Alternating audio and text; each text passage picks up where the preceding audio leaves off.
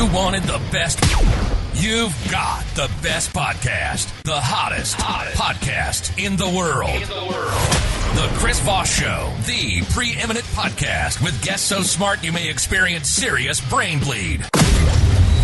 Get ready. Strap yourself in. Keep your hands, arms, and legs inside the vehicle at all times, because you're about to go on a monster education roller coaster with your brain.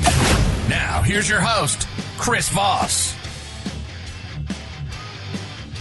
Hi, folks. It's Voss here from thechrisvossshow.com, thechrisvossshow.com. Hey, we're coming here with another great podcast. We certainly appreciate you guys tuning in. Thanks for being here. Go to all the places, the drill. Refer your friends, neighbors, relatives to the show. Make sure you give it a good referral on iTunes. Go to youtube.com/Chris Voss. Hit the bell notification button. Goodreads.com/Chris Voss. See everything we're reading over there. Also go to LinkedIn, the newsletter. Wow, that thing is killing it over there. And also our big 132,000 LinkedIn group. All our accounts on Facebook, LinkedIn, Twitter, Instagram. Just search for me or the Chris Voss Show. It's like so many, I can't even keep track of them. So anyway, guys, we have another amazing author on the show. He's so amazing. I'm speechless, or I'm speech screwing up. But he is going to be on the show. He's going to be talking to us about his books and some of the stuff he does. It's Stephen Shaw, and we'll be talking about secrets and keys for a fulfilling, successful, and awesome life, which sounds good to me. That sounds like something we should definitely be participating in. One of his key books we'll be talking about today is called The Fractal Key, Shamanism, Spiritual Healing, and Self-Transformation, a Psychedelics and Plant Medicine book. Welcome to the show, Stephen. How are you? Hey, Chris. How you doing? Awesome sauce. Awesome sauce. Thank you very much. Welcome to the show. Congratulations. How many books do you have? I've written 12 books, and I'm now focusing mostly on life coaching, clients, clairvoyance, energy healing, and so forth. So the 12 books are out there just to help people who want to buy them, but a lot of it is direct work with me now as well. There you go. There you go. You're globally renowned mystic, spiritual coach, shaman, Tantra Master, and author of 12 best-selling spiritual books. You've been seen on lots of different radios and podcasts. So we're glad to have you now here on the show. Tell us about your life mission, if you would. Yeah, my life has been quite interesting. When I was 15 years old, I had this calling inside of me, and I knew that my goal in life was to find the secrets and keys for finding out how to make life awesome and what it was about. I was young and naive. I didn't know anything then, but I just had this feeling inside of me. I think a lot of people struggle to discover who they are and what they want out of life and what they want to do. But I was born just knowing this is what I wanted to do. I was born with a feeling of knowledge. I had an insatiable curiosity and a hunger for knowledge. And I was always thinking, even from a young age, how do we make life better? Yeah, we definitely should do that, because sometimes it's not so great, especially, all the weird stuff we've had going on the last 2 or 3 years. Yeah. So let's get your .coms. We want to get those plugs. So how can people find you on the interweb and reach out to you? Well, my website is iamstephenshaw.com. Stephen is spelled with a PH. It's probably not the American spelling, but ST. There you go. So where did the strong drive come from? You mentioned earlier it came from birth, and kind of, was there anything else that shaped you in your early life?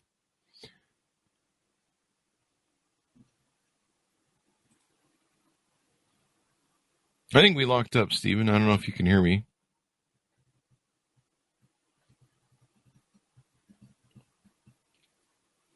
Gotta love the internet. The internet's a thing.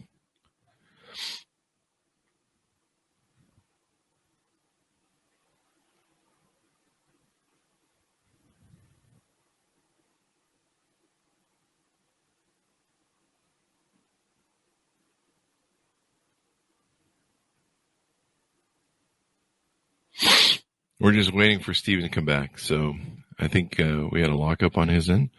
So he should be back here soon.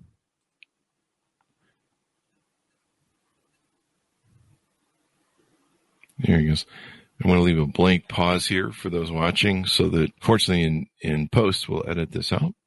But I'll know where it's at, because it'll be like in a big space.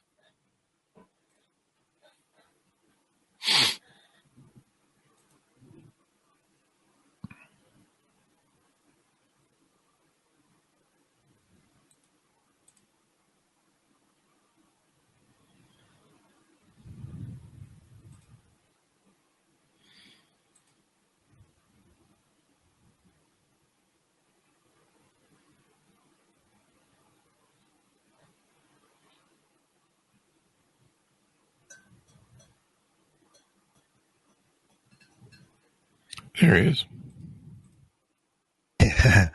Hey, welcome back, Stephen. I guess All right.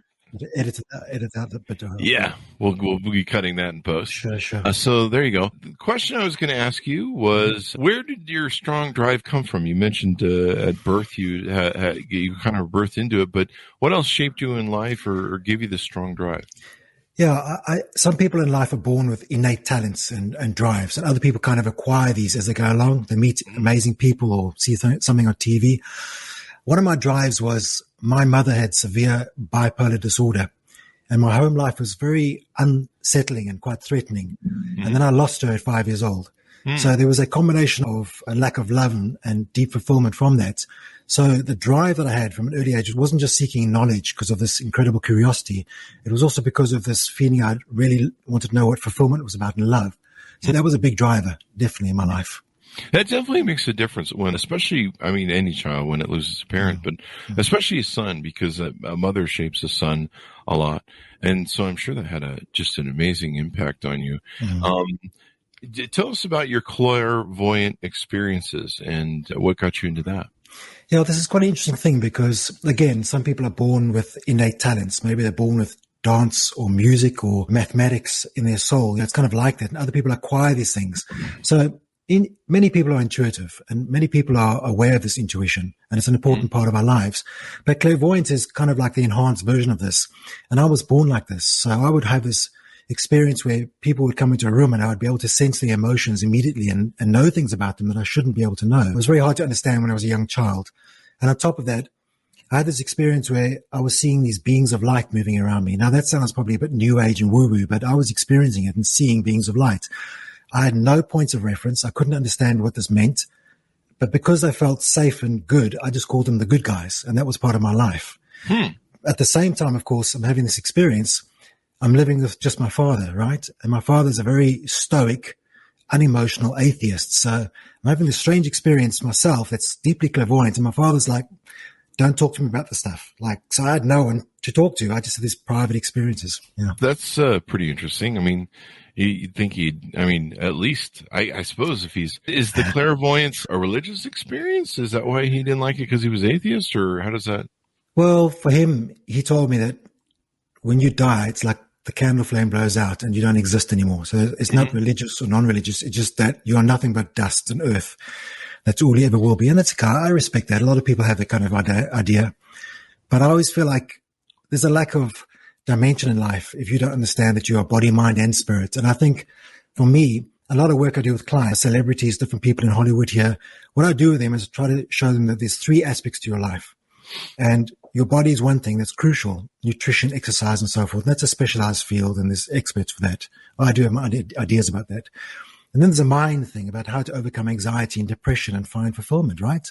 And learn to do what you love in life. And that's really hard. And the other aspect, of course, is learning how to find good relationships. And that's a challenging thing. I mean, 60%, 70% of marriages end in divorce. So that's a hard one. But the other aspect is the spiritual side. You have to learn how to balance spirituality in your life. And you can call it energy. You can call it a kind of life force or magic, whatever you want to call it. It could be religious for you or new age or whatever. But unless you have this balance in life, you will never find fulfillment. You have to have body, mind, and spirit working in harmony. Sure. Mm-hmm. So did you have a mentor to develop your clairvoyance? Yeah, that was interesting because it was just my dad, and he was completely, don't talk to me about this. But when I was 11 years old, I was looking at a pamphlet and I saw these people doing transcendental meditation. And maybe it was a bit exaggerated because they were sort of levitating in those pamphlets, but it was enough to intrigue me. Mm-hmm. So as children do, I begged my dad. I said, please, I've got to learn this thing, right? So I sort of pressured him continually until he relented. And then I went and learned transcendental meditation when I was 11 years old. And actually, it was a fantastic sort of first step. I wouldn't say it was mentorship, but the result of that is, first of all, very quickly, through the meditation, I had a whole lot of repressed grief that came up, no doubt to do with my mother. And I cried for 2 solid weeks, which worried my dad like crazy. And he begged me to stop, but I wouldn't. And after that, I started having these really profound states of peace. And then I had a few unusual experiences. One day, I think probably 6 months after learning to meditate, I was sitting with my eyes closed, and I saw in the distance, like in my mind's eye, a silver dot. And it started spiraling and rushing toward me. And then it hit me in the forehead here, and light kind of exploded in my head. Again, I had no idea what this meant, but it was profound. And I later on learned from teachers I met in the future that this was what they call the third eye being activated. So, yeah, I had a few of these amazing experiences, but again, couldn't really share them with too many people. So a lot of this was taking place in your youth, correct? Mm-hmm. Yeah, this is all 11, 12, 13. And that's why I got to this point when I was 15 years old. I just felt a crystal clear idea of what I wanted to do, which is to find the secrets and keys to life. What makes you feel fulfilled? What makes you feel excited? What makes you want to jump out of bed in the morning? Those kind of feelings. And I mean, this is the interesting thing, right? I'm 15. I'm pretty much without a mentor, and I can't talk to many people. And I had this crystal clear idea of what I want to do. But life happens along the way. I mean, this is interesting because life is a great teacher. So if I fast forward to the age of 21 years old, I get married, very young, 21, right? She's 20. Mm-hmm. I'm pretty young and naive, and I haven't really sorted out my emotional issues for sure, right? Mm-hmm. And a year later, I find her in bed with my best friend. Oh. So there comes the first learning experience. Okay, I mean, sure, at the time it's devastating and it's like cripples you emotionally, but it's a huge learning experience, right? It pushes you forward and says, okay, what am I going to do? What am I going to change? What am I going to learn? That was the beginning of something. And then I fast forward to 25 years old, and I get ambushed by 3 armed men who put a gun in my head and a gun in my spine and rob me and beat me and tell me it's the last hour of my life. Wow. And the result of that, as you can imagine, is I developed intense PTSD. Mm-hmm. Now, PTSD doesn't just come from combat exposure. And I mean, obviously, we deeply salute veterans for everything they've done. It can happen from anything, child abuse, rape, or getting attacked like that. So I had radical PTSD. And PTSD is a fascinating thing because when I developed PTSD, I'd actually simultaneously enrolled in university to study psychology, which is a passion of mine, right? Mm-hmm. So now here I am studying psychology for probably about 1 or 2 years, and here I get PTSD. So I'm having this weird situation where I'm experiencing this and learning about it at the same time. But nonetheless, I could not cure it. And no matter who, I went to different therapies and experts, and I found out only later on that most people who have PTSD have it for years and years, sometimes decades. It's almost incurable. Mm-hmm. So that was frightening. So that was the first sort of 15, 16 up into 25. That was the experience. Life was kicking me really hard and shaping me and telling me, listen, that's what it's about. What are you going to learn? What are you going to focus on? Are you going to become a victim? Or are you going to stand up and learn things and so forth? Mm. That's a very important thing to learn. Sure. You can live your whole life as a victim, or you can take advantage of your experiences in life and try to use them as something to self-actualize yourself. So how is your life mission forming now? Well, let me just jump ahead to where I was there. Yeah. Sure. I think one of the biggest things for me was university, right? I mean, I went to some therapists for the PTSD, and they tried. PTSD is a crazy hard thing to do. PTSD is interesting because it's a short circuit that occurs in your brain. It's like something wires up which shouldn't be wired up, and it keeps you in a state of like the whole time. It's amazing, and I feel sorry for people who have it. I mean, I'm cured now, and I'll get to how that happened. That was a miracle too. But university was fantastic. It taught me how to understand human nature, to deeply understand human nature. And that was a fascinating thing for me. I wanted to know what drove people, why people do things they do. What is the motivation for things? And all led me along the path of my mission. And then all these lessons in life were teaching me a few crucial things too, like the power of values, the power of integrity, the power of strategy, and the power of resilience. Like you said, you can either become a victim. And let's be honest, if something bad happens, you need to be a victim for a while. You need to feel sorry for yourself. You need to say, poor me, and cry and whatever. That's absolutely right. But you can't stay a victim. At some point, you have to get up and say, okay, what did I learn? What I'm going to do differently? What I'm going to change, right? So this is all shaping me the whole time. So I came out of university, and because I'm a voracious reader with this incredible hunger, I did dozens of postgraduate courses in neurolinguistic programming and hypnosis, and I tried to learn Reiki and all sorts of wild and wonderful things, right? And then I started reading dozens and dozens of books on personal development. And then I opened up a learning development consultancy, and I had a clairvoyant business on the side. 2 very different things, a kind of corporate situation and a clairvoyant private situation. And then I hit 39 years old and a monster midlife crisis. Mm-hmm. That'll do it with the midlife crisis. I mean, everyone goes through a lot of stuff. Now, were you doing the work of shamanism and spiritual healing at this time and self-transformation, or? No, the way, what I was doing, I mean, because I was developing more and I had a strong background in psychology and so forth, I had a psychic therapy business where I would read people and give them information that I was getting from beings that were hanging around them. Because everyone's got these kind of guardian spirits, let's call them, that your own guardian spirits that look after you and walk around you all day. And so I was doing that kind of thing. And I was also doing the corporate work, training, developing corporate people in a much more straight kind of thing, if you like. But these worlds are not together. And what happened when I reached 39, I had the perfect equation. Success without fulfillment equals a midlife crisis, right?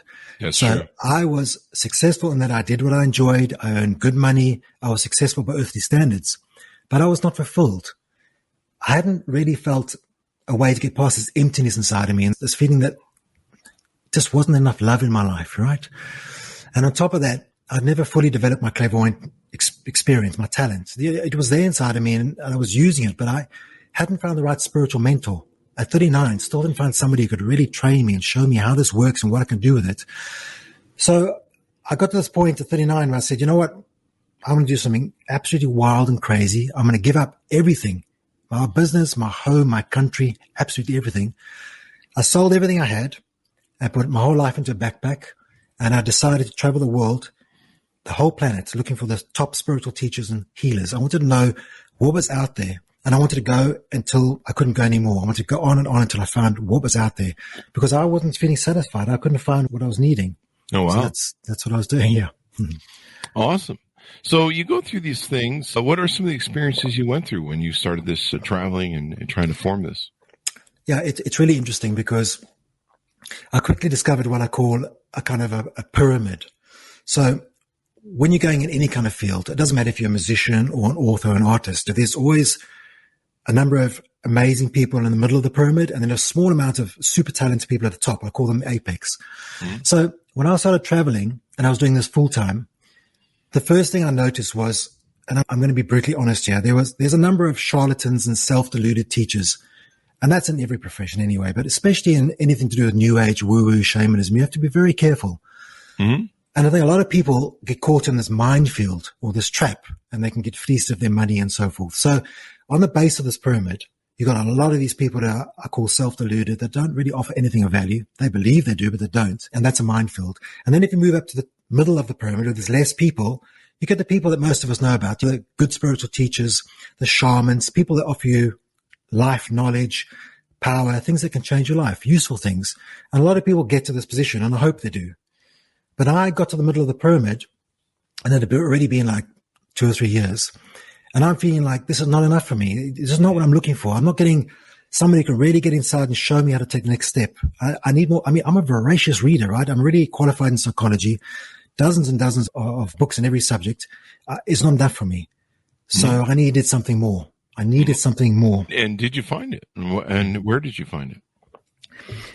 Yeah, this is what I did. I used all the contacts I could find.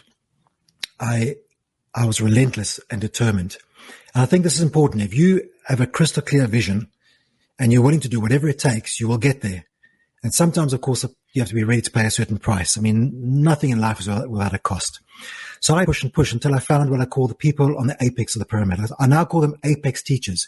So if you imagine a pyramid, at the very top of this pyramid, you've got a small amount of people, but these are the true masters. The people I found that they're very secretive and very protective about their profound knowledge and skills because they don't want everyone else to know. So these apex teachers, they don't run seminars and webinars. You don't find them on Google. And they don't have social media. I know this is interesting. They didn't take it up last week, and they're now a coach on it. Exactly. That's such a tender point with me. That's such a good point. Yeah. So here I am, paying the price, finding these true masters. Now this is interesting because it's hard to find them, and they don't just let you come to them. They're going to test you. And I discovered that they test you the whole time without you knowing. So you're sort of approaching a master. You don't always know who it is, and they're doing these various kind of tests until you pass. Now the key, I finally found out for every single master is that you have to have a demonstration of earning their trust through integrity, through love, through compassion, and so forth. These top masters are not going to give you their knowledge and power, or even a part of their knowledge and power, if you are not proving that you're a person of integrity. It's kind of obvious, really. They don't want to pass it on to someone who's going to do something unethical. Yeah. So what I was doing is I was accessing these apex masters, and this is over a 10-year period. And finally, for the first time in my life, I was feeling challenged emotionally, challenged mentally, challenged spiritually. It was really exciting. Yeah. And I imagine they don't want to waste their time with people that aren't going to take it seriously. So they're Exactly. Yeah. For sure. Yeah. They're just like, we don't want to waste our time, because there's probably a lot of people that come, but a lot of people aren't serious and stuff like that. So where did you go to it from there? Well, part of my love of education and psychology, and also because of my father, my father put this very rational, skeptical attitude in me, which I think is very healthy. I'd rather be super skeptical than super gullible, right? Yes. So every time I'm approaching these various people, I'm going there and saying, okay, I have a very low tolerance of beliefs and ideology. Mm-hmm. For me, beliefs are a prison of the mind, right? And ideology is something that people have when they don't have direct experience of something. So I would go to these apex people, and unfortunately, I was a little bit impatient, a little bit arrogant occasionally. I'm not going to lie, okay? So I would go there, and I had this phrase. I would say, show me. Don't just teach me, show me, right? Because when you say show me, you weed out all the charlatans and the low-level teachers and so forth, right? So I had a few interesting experiences, okay? So one day I'm with a small group of people. This guy called himself a metaphysical teacher. Everyone's got different titles. I don't really care. That's his title, right? So I'm standing in a horseshoe, and he's at the end of the horseshoe. So he's probably 2 or 3 yards away from me, and I'm at the end of the horseshoe. And I'm feeling, I think it's day 3, and I'm feeling frustrated because there's so many words, and I'm somebody like this. I want answers. I want to know what's happening. I want tools and techniques, right? Which is what I give my clients now. You come to me, I'm going to get you going quick. I don't waste time. I'll give you what things work and give you a lot of tools. Mm-hmm. So I turned this a little bit arrogant, I admit. I said to him, show me your power. I've seen you talk and knock. Show me your power. So this guy looks at me for a long moment, right? And then he does not move his body or say a word, and he knocks me to the ground completely, right? Wow. That's a big learning experience. So I'm not only knocked to the ground, but I can't move. I'm breathing and my eyes are open and I can blink, but I cannot move. I cannot get off the ground. Mm-hmm. And there's a guy standing next to me in the same group, and he looks at me and says, this is nonsense. I'm sure you're just playing around here. So the metaphysical teacher knocks him to the ground too. So we're laying there side by side, both of us unable to move. Wow. So obviously I got up from that, and I shut up and I listened and I learned, right? Because this guy is saying, he showed me I've got something here, and I learned a lot from him. It was amazing. Wow. Yeah. And another example is when I learned Tantra, another fascinating thing, by the way. Mm-hmm. So my first Tantra teacher is a wonderful female, and she taught me the basics, like most people learn. She taught me about sensuality and sexuality and some really profound things, right? And this is what most of the people know about Tantra. It's the people know Tantra as this kind of thing, right? So then she teaches something called the 7 chakras. Now, again, it's going like, is this new age woo-woo? What is this stuff, right? I couldn't feel my chakras. I understood they exist. Now, chakras are these 7 vortexes of light that exist inside your body and your soul. The first one's at the base of your chakra near the spine, and then it moves up into your head. So she taught the theories, and people are in this big hall. There's 20 people shaking and making these weird noises. And I'm looking around thinking, as I do, is this a placebo effect? Are these people over emotional? Are they gullible, right? Because I'm feeling nothing. Mm-hmm. Now, this is, again, a mid-level teacher. So I didn't really get the experience of the chakras.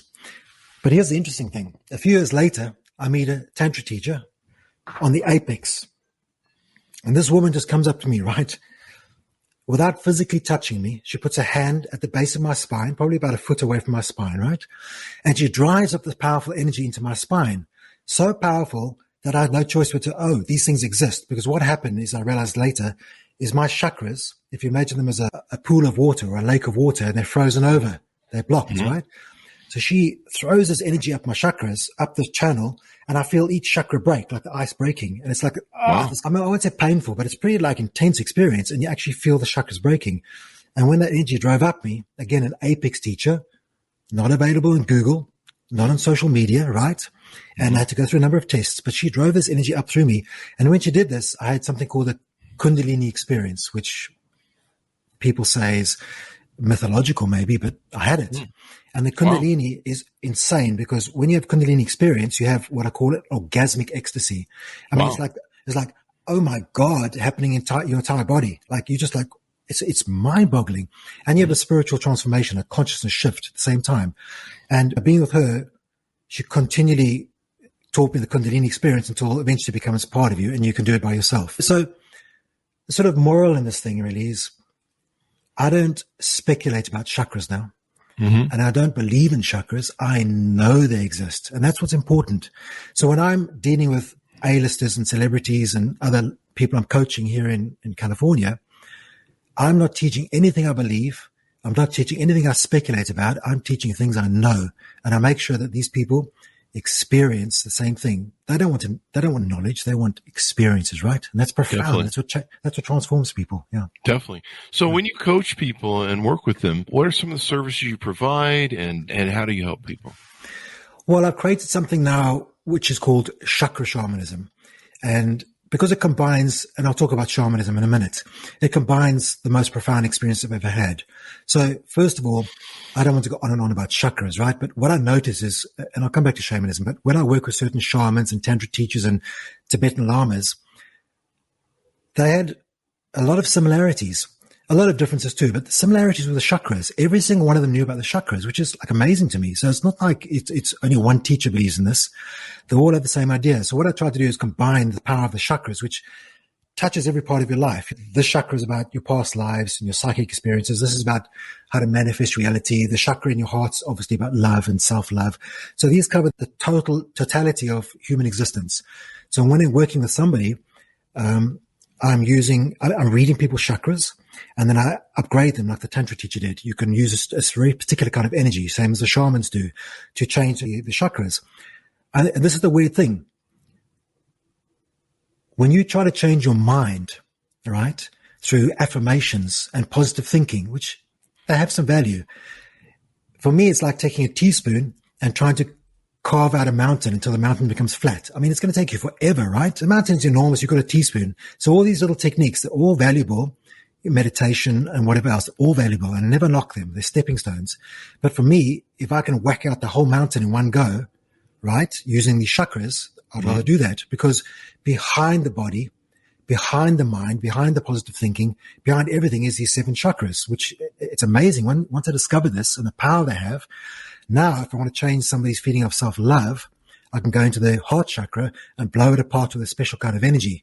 The energy, some people call God energy, source light, whatever. It makes a difference. It's basically the highest form of light and love, which all the top apex teachers use. Mm-hmm. So when I'm dealing with someone, I use life coaching and I use the chakra healing and I use a few shamanic techniques. But the number one goal is, and what I tell people, and I definitely deliver, is I'm here to create rapid and radical transformation. I am not interested in taking you for 10 years or 5 years or 3 years, and you have to work with me every single week until you basically spend a shed load of money, right? Mm-hmm. I want to get in there, give you the tools, techniques, and create rapid healing and transformation. That's what I do. Oh, wow. That's pretty amazing. Let's talk about your books let's touch on this Fractal Key, which I think you want to talk about.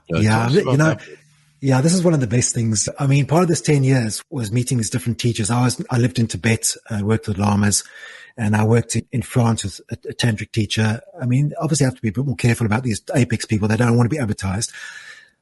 But shamanism is something profound and interesting, because I was looking for an apex shaman for a long time. I found a few good shamans, but one day I found 2 apex shamans, and these shamans were amazing. First of all,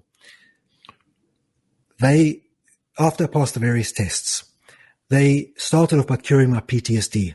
Now, I want to be clear.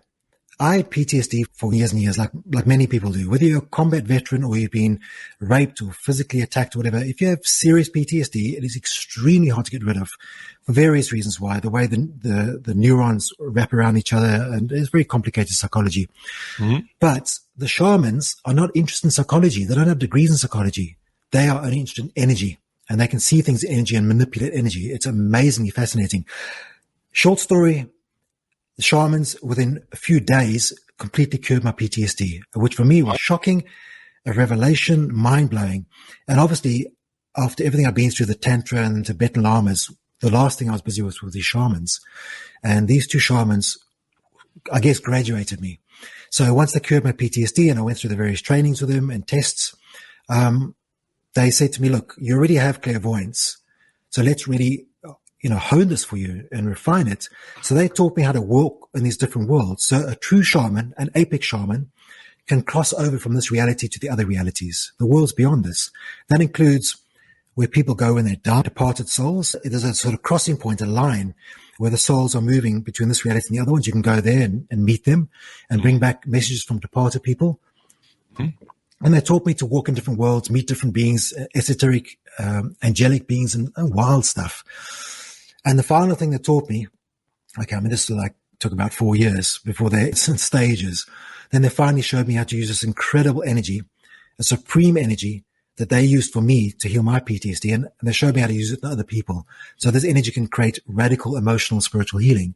So the shamanism, it was so wild and so profound that I was writing books as I was going along. I was in Tibet. I would do these experiences and learn and write a book. And I was in France doing Tantra. I'd write a book. So as I was going along these 10 years, I was writing these 12 books. But shamanism was so powerful that I dedicated an entire book to it. And with their permission, they let me 99% of their secrets. So instead of shamanism, apex shamanism, being secretive and what it was all about and how they walk these worlds. So I wrote a book called The Fractal Key, which reveals all the secrets of the shamans. And honestly, there's no other book like this. I know I've read a lot of different books in shamanism. So here it tells you exactly how it works, what the multidimension is about, how you can walk in these worlds. And also it talks about plant medicine, which is a fascinating subject. I don't know how much we should get into it here, but plant medicine basically is involving psychedelics. So although the shamans have profound energy skills, they use psychedelics, at least in the beginning. And I can explain exactly why they do this. So it's quite a fascinating subject. So yes, please do. Yeah, sure. You go ahead. I was just tell us about it. Yeah. Well, it's taken me a long time to work this out because you sort of putting together all the psychology you understand and the books I've read and then the Tantra and the Tibetan Lamas and all these things are coalescing into a holistic kind of viewpoint to understand how to interpret everything else.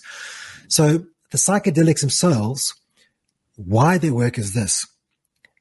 First of all, psychedelics are non-addictive, right? That's important. They're not like other drugs. I mean, I don't advocate drugs in any way, shape, or form. I mean, obviously, heroin, cocaine, these things are crazy and no one should do these things. But psychedelics are natural plants that grow in the world where they live, right?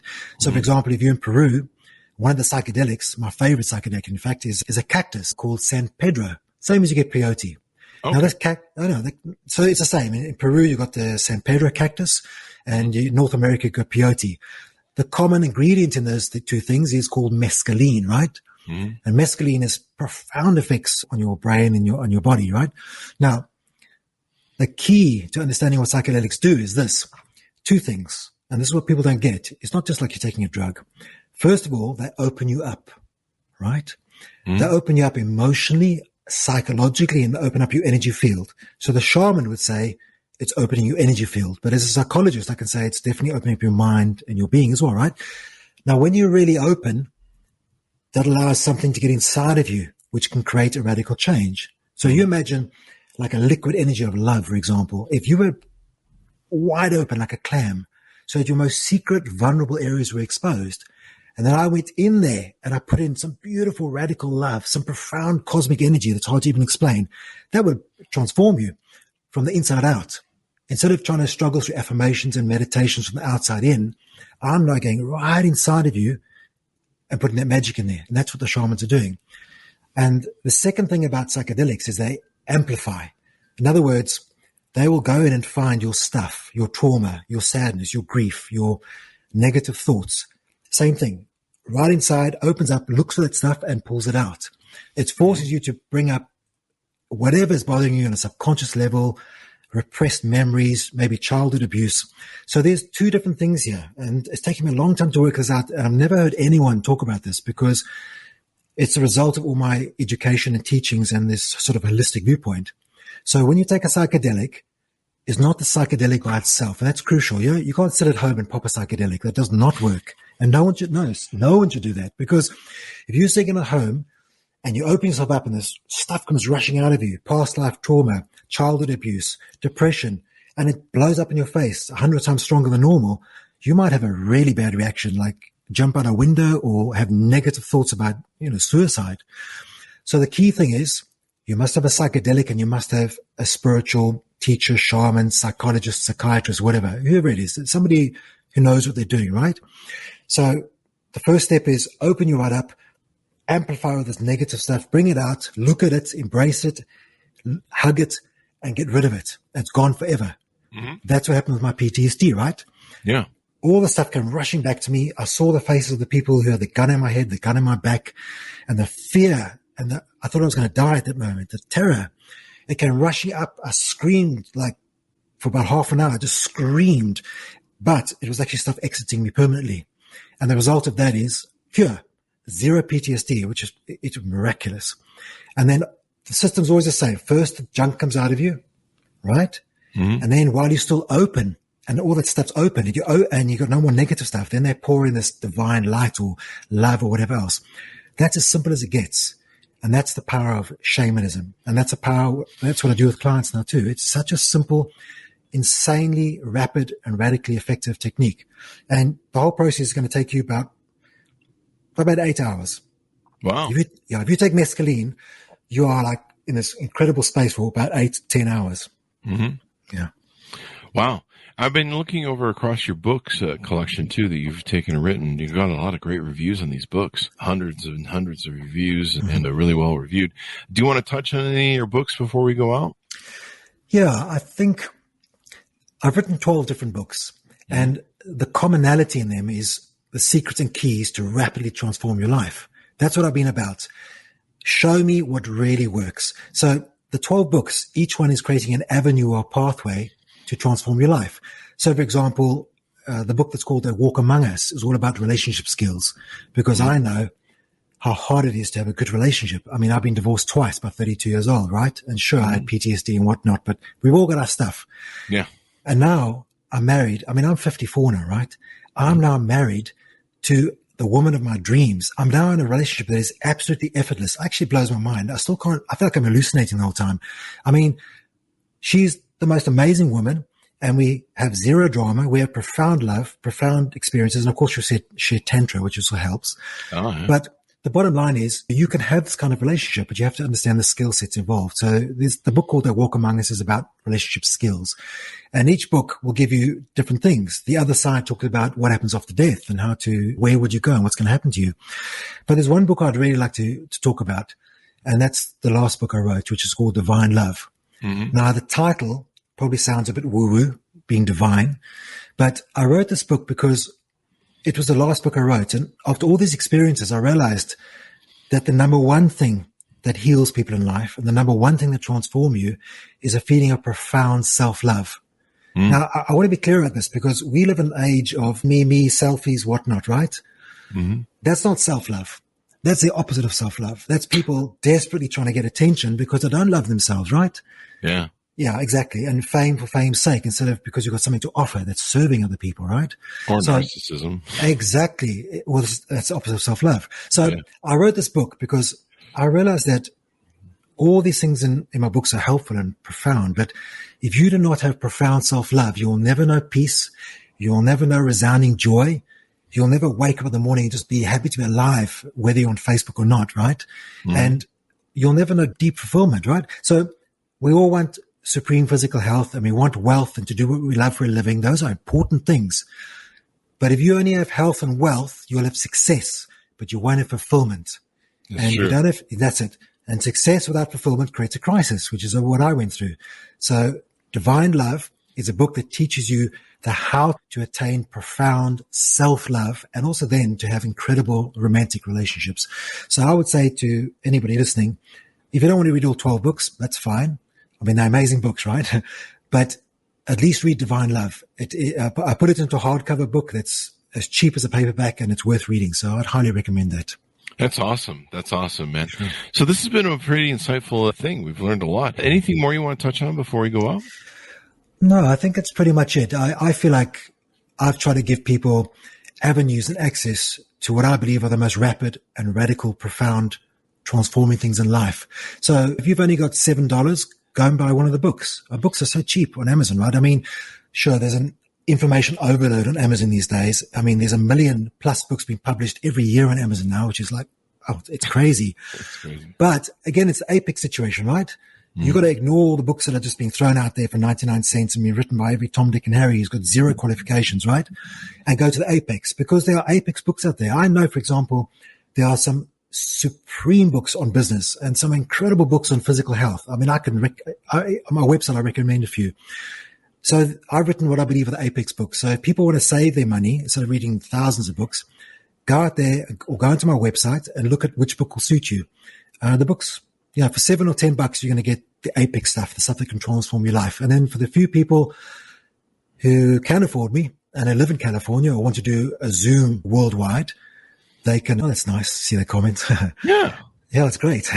Somebody just said they're reading the Fractal Key. That's awesome. Yeah. So and people who want to deal with me personally, I mean, that's a whole different thing, because I'm going to get in there. I don't take any prisoners. I'm just telling you now, if you phone me and you want to Zoom, I do an hour and a half on Zoom, or you want to see me personally, I'm going to get in there and create radical change and give you radical tools, because I'm not going to keep you on for months and months. So we're going to make you change in just a few months or a few weeks, sometimes a few days. So and I'd like to say to all the people out there, thanks for listening to me. I appreciate it. We're all in this together. We're all trying to serve humanity and make the world a better place. And it's an awesome privilege to do this. Thank you. Thank you for coming on. You're resonating with a lot of listeners, and I'm sure once we put this on the podcast and to get a chance to listen to it, should be pretty cool. It definitely was resonating with one of my good friends on Facebook, Roger, is in one of our groups. So thanks, Roger, for your comments and coming on the show and giving some plugs out. So give us your plugs so people can find you on the interwebs before we go out. Yeah. I'll just repeat. I mean, everything's at my website. From the website, you can find my Facebook page and so forth and so on, right? And you can find the Chakra Shamanism, all the books. So just to remind you, my first name is spelled with a PH, so it's Stephen. The surname is Shaw, Shaw. So type in I-am-Stephen-Shaw.com. It's easy. We'll just Google Stephen Shaw or I am Stephen Shaw. You'll find me easily. And the website's comprehensive. All the links for Amazon are there. My phone number's on there, Facebook's on there, everything's there to help people. My mission in life is to serve. You get to this point, I feel like, when you've achieved every dream, you're happily married, you're living the fulfilled, awesome life you preached about. Now I'm here to serve other people in every way I can. So that's what it's about. It's love and service, man. There you go. Thank you for coming on the show, Steve. We really appreciate it, man. Sure. There you go. And thanks so much for tuning in. Be sure to go to youtube.com/Chris Voss, see the video version of this. Go to goodreads.com/Chris Voss, see everything we're reading and reviewing over there. Also go to all of our groups, Facebook, LinkedIn, Twitter, Instagram, especially LinkedIn newsletter and that goes out daily, and the big 132,000 LinkedIn group that's over there. Thanks everyone for tuning in. Stay safe, be good to each other, and we'll see you guys next time.